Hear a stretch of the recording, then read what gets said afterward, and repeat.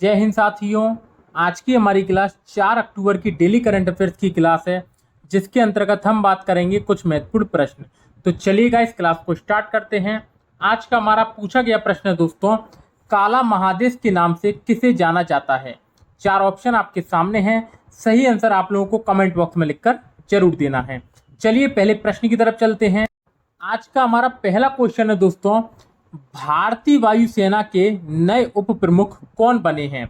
Virendra Pathania, Sandeep Singh, RKS, विवेक चौधरी। तो guys यहां पर हमारा सही आंसर हो जाएगा संदीप सिंह। अभी दोस्तों हाल ही में एयर मार्शल संदीप सिंह भारतीय वायुसेना के नए उप प्रमुख बन गए हैं। ठीक है दोस्तों ये नए उप प्रमुख बन गए हैं क्योंकि जो हमारे एयर चीफ मार्शल विवेक राम चौधरी थे। कौन दोस्तों? विवेक राम चौधरी। ये दोस्तों पहले वायुसेना के उप प्रमुख थे, लेकिन ये हाल ही में वायुसेना के प्रमुख बन गए हैं। वो भी कौन से नंबर के?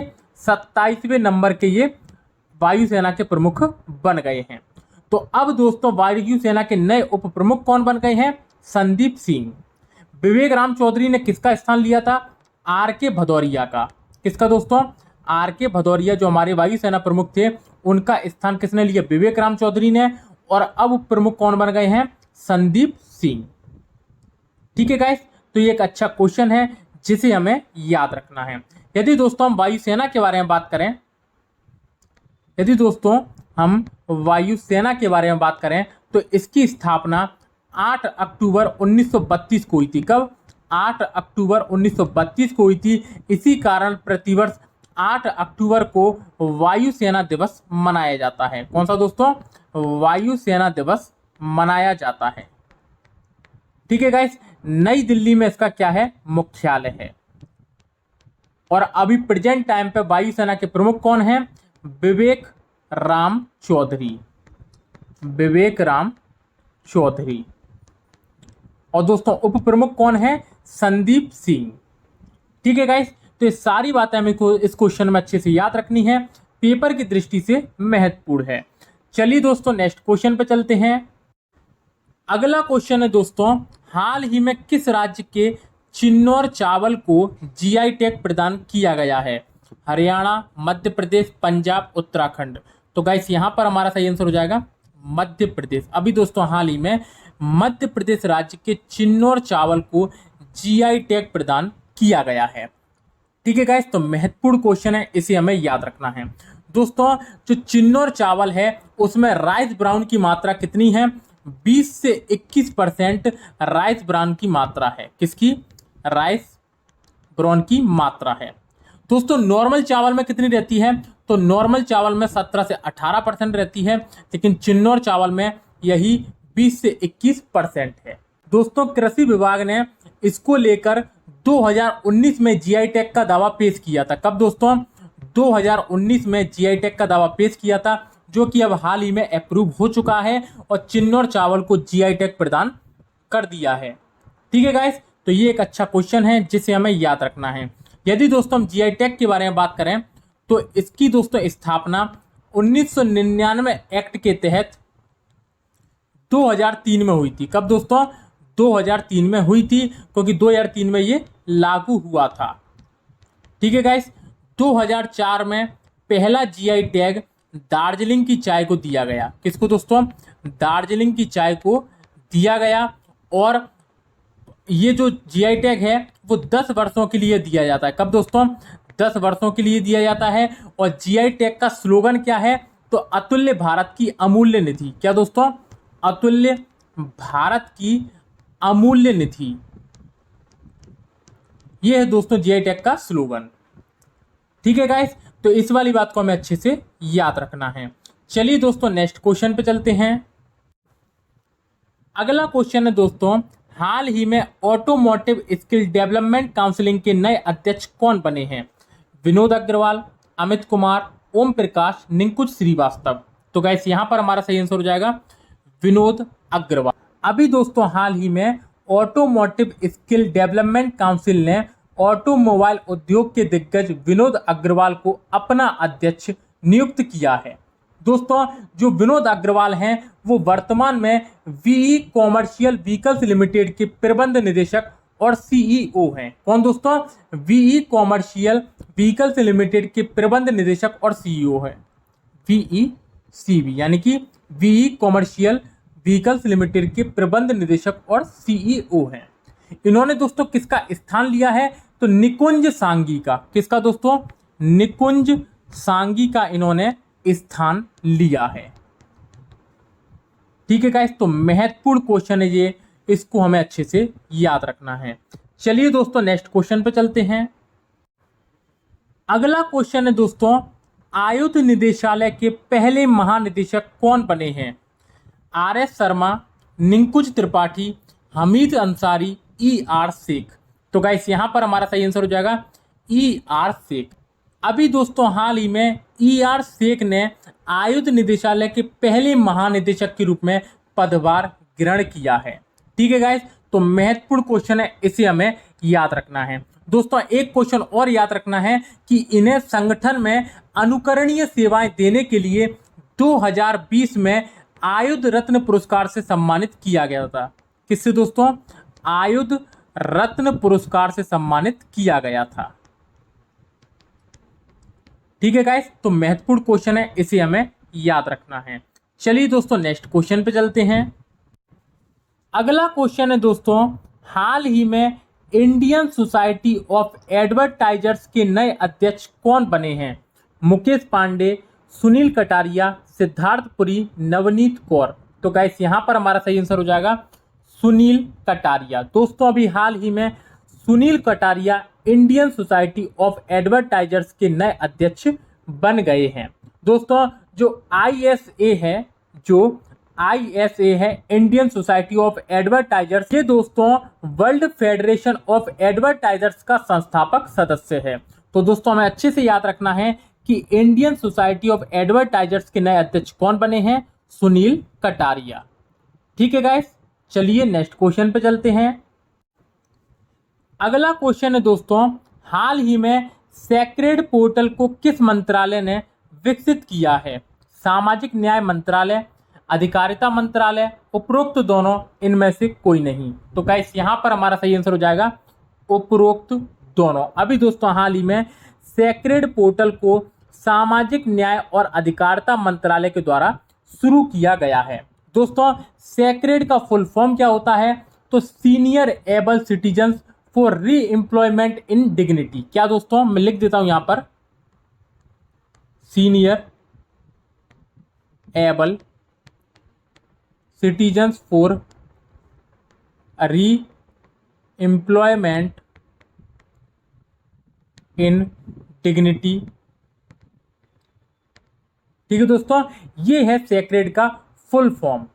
दोस्तों भारत के वरिष्ठ नागरिकों को रोजगार के अवसर तलाशने के लिए मंच प्रदान करने के लिए यह पोर्टल विकसित किया गया है और इस पोर्टल को यह सुनिश्चित करने के तरीके खोजने के उद्देश्य से विकसित किया गया है कि वरिष्ठ नागरिक एक सुखी, स्वस्थ, सम्मानजनक, सशक्त और आत्मनिर्भर जीवन जी सकें। ठीक है गाइस, तो सेक्रेड पोर्टल को किस मंत्रालय ने शुरू किया है? सामाजिक न्याय और अधिकारिता मंत्रालय। ठीक है गाइस, तो ये हमें अच्छे से याद रखना है। चलिए दोस्तों नेक्स्ट क्वेश्चन पे चलते हैं। अगला क्वेश्चन है दोस्तों, हाल ही में सिक्योरिटीज डिपॉजिटरीज लिमिटेड की नई प्रबंध निदेशक और मुख्य कार्यकारी अधिकारी कौन बनी हैं?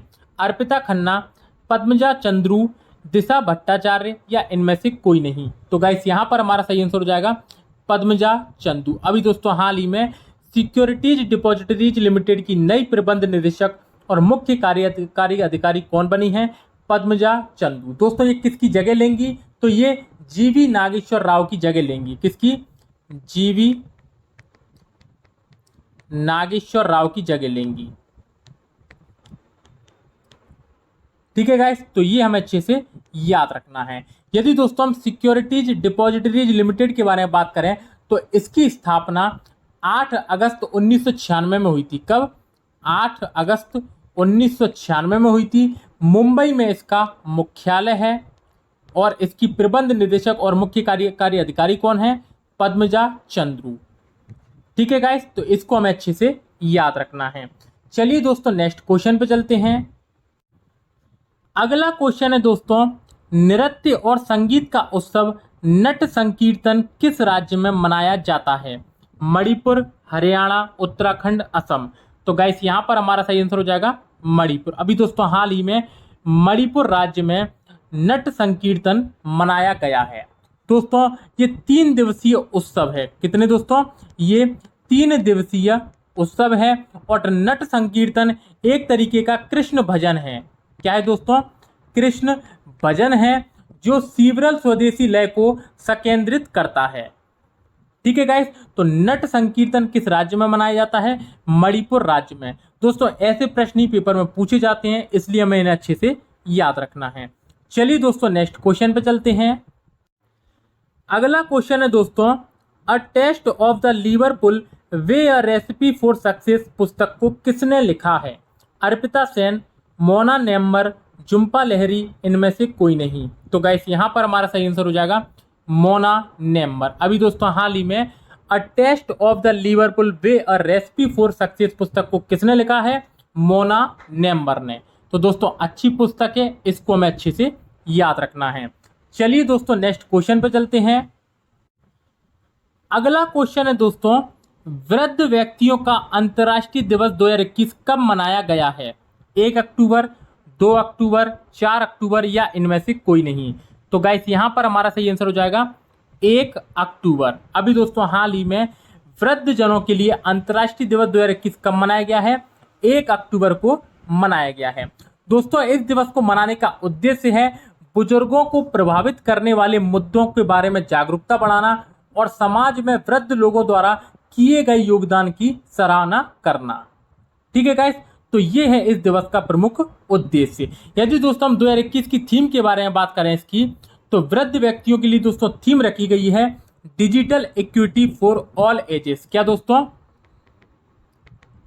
Digital equity for all ages. ये है दोस्तों 2021 की थीम। ठीक है गाइस, तो इसको हमें अच्छे से याद रखना है। चलिए दोस्तों अब अपन परसों के करंट के क्वेश्चनों का रिवीजन कर लेते हैं। पहला क्वेश्चन है दोस्तों, हाल ही में ट्यूनीशिया की पहली महिला प्रधानमंत्री कौन बनी है? तो नजला बोर्डेन रोमधने। नेक्स्ट क्वेश्चन, हाल ही में भारत में रियल एस्टेट के लिए सबसे हरा भरा शहर किसे घोषित किया गया है? तो दिल्ली। नेक्स्ट क्वेश्चन, मुख्यमंत्री योगी आदित्यनाथ ने किस शहर में निर्भया एक पहल कार्यक्रम की शुरुआत की? तो लखनऊ। नेक्स्ट क्वेश्चन, यूएसआईबीसी किसे ग्लोबल लीडरशिप अवार्ड प्रदान करेगा? तो ये करेगा दोस्तों शिव नाडर को। नेक्स्ट क्वेश्चन, भारत के लिए नेशनल बास्केटबॉल एसोसिएशन के नए ब्रांड एम्बेसडर कौन बने हैं? रणबीर सिंह। नेक्स्ट क्वेश्चन, हाल ही में कौन सा देश 2028 में चंद्रमा पर क्रू जांच भेजने में सक्षम रॉकेट लॉन्च करेगा? चीन। नेक्स्ट क्वेश्चन, भारतीय युवाओं के लिए global computer science education programme कौन सी कंपनी शुरू करेगी? अमेजन। नेक्स्ट क्वेश्चन, किसने निधि 2.0 योजना का उद्घाटन किया है? तो ओम बिरला। नेक्स्ट क्वेश्चन, संविधान, संस्कृति और राष्ट्र पुस्तक को किसने लिखा है? तो कलराज मिश्र। नेक्स्ट क्वेश्चन, हाल ही में विश्व समुद्री दिवस 2021 कब मनाया गया है? तो ये मनाया गया है दोस्तों 30 सितंबर को। और कल का हमारा आपसे पूछा गया प्रश्न था, भारत का नेपोलियन किसे कहा जाता है? अशोक, समुद्रगुप्त, अकबर, इनमें से कोई नहीं। तो गाइस यहाँ पर हमारा सही आंसर हो जाएगा समुद्रगुप्त। दोस्तों भारत के नेपोलियन नाम से किसे जाना जाता है? समुद्रगुप्त को। ठीक है गाइस, तो महत्वपूर्ण क्वेश्चन है, इसको हमें अच्छे से याद रखना है। तो यदि दोस्तों आज की वीडियो आपको अच्छी लगी हो तो वीडियो को लाइक कर देना, चैनल को सब्सक्राइब कर देना, तथा दोस्तों पीडीएफ के लिए आप अपने टेलीग्राम चैनल पर जाकर धाकड़ कॉम्बो क्लासेस को सर्च कीजिए तथा धाकड़ कॉम्बो क्लासेस को आप ज्वाइन कर लीजिए। वहाँ पर दोस्तों आपको जितनी भी पीडीएफ है सारी प्रोवाइड करवा दी जाती हैं तथा साथ में ही जो भी महत्वपूर्ण न्यूज़ होती है वो भी वहीं आपको बता दी जाती है। ठीक है गाइस, तो वीडियो अच्छी लगी तो वीडियो को ज़्यादा से ज़्यादा शेयर करना ना भूलें। फिर मिलते हैं दोस्तों कल नेक्स्ट क्लास में, तब तक के लिए धन्यवाद।